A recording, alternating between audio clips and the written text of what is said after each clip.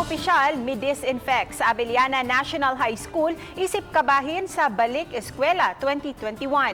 Sa Pikasbahin Regional Medical Dental Clinic sa kapulisan sa rehiyon, Gipahigayon ug kaugalingong pamakuna. Ani ang report.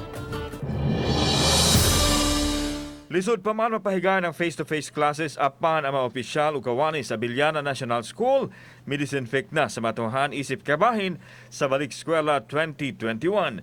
Gipasabot ni Evelyn Pialago, ang principal sa Abellana National School, nga kabahin nga may mga pasyente usab silang mobisita sa tuhaan maong naniguro gihapon sila nga malimpyo ang tuhaan. May triage area gihapon silang gibutang sa guardhouse alang sa mga tao nga mobisita.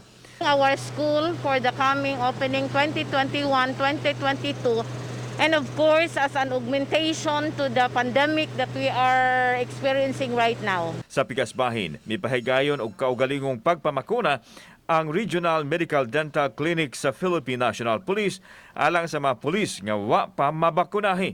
Mato ni Police Colonel Marilo Abolok, Regional Medical Dental Clinic Head, nga gihatagan sila sa Department of Health og 3,500 doses nga bakuna alang sa mga first ug second doses. Sa miaging Agosto 11 ug 12, musumada na kapin sa 500 ang ilang nabakunahan.